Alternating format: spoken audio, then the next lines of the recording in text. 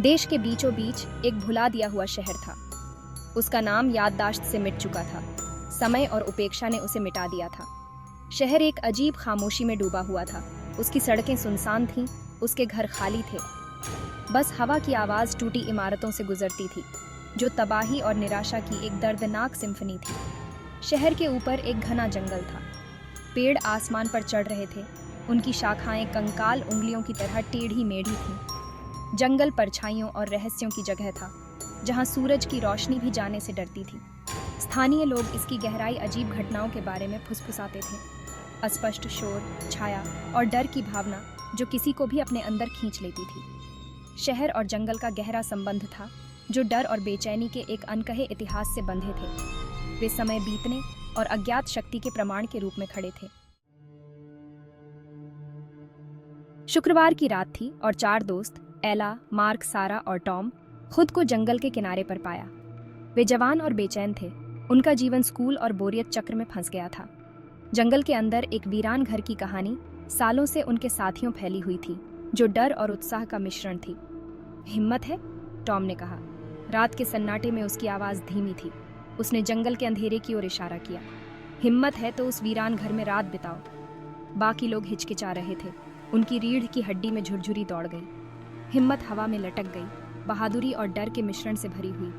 वे सभी कहानियां जानते थे, घर के काले इतिहास की फुसफुसाहट और उन लोगों की कहानियां जिन्होंने प्रवेश करने की हिम्मत की थी लेकिन कभी वापस नहीं लौटे। दोस्तों ने घबराहट भरी नजरों से एक दूसरे को देखा। एला, जो हमेशा साहसी थी, उसने चुप्पी तोड़ी। ठीक है, उसने कहा। उसकी आवाज़ थोड़ी कांप रही थी। हम करेंगे। और इसलिए फ्लैशलाइट और अपनी जिज्ञासा के अलावा कुछ भी नहीं लिए, वे फुसफुसाते जंगल में घुस गए। पेड़ पास आ गए। उनकी शाखाओं ने ऊपर की ओर एक घना छतरी बनाई, जिससे चांदनी अवरुद्ध हो गई। गीली धरती और सड़ते पत्तों की गंध से हवा भारी हो गई। अनंतकाल लगने के बाद वे एक छोटी सी सफाई में पहुंचे।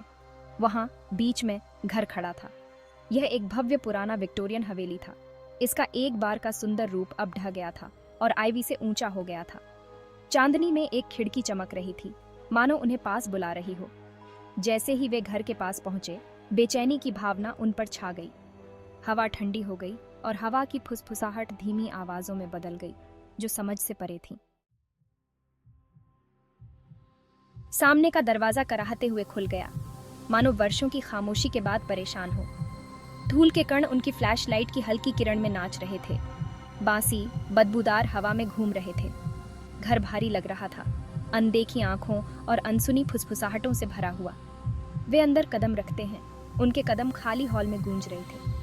मकड़ी के जाले दीवारों से भूतिया कफन की तरह चिपके हुए थे और हवा सड़ांध की गंध से भरी थी। जिस कमरे की उन्होंने खोज की, वह जीवन और भव्यता का प्रमाण था। जैसे जैसे वे घर में गहरे उतरते गए, फुसफुसाहट तेज होती गई। ऐसा लग रहा था कि वे दीवारों से ही निकल रहे हैं, धीमे और अस्पष्ट, फिर भी निश्चित रूप से मौजूद हैं। दोस्तों ने घबराहट भरी नजरों से एक दूसरे को देखा। उनकी शुरुआती बहादुरी धीरे धीरे डर की भावना को रास्ता दे रही थी।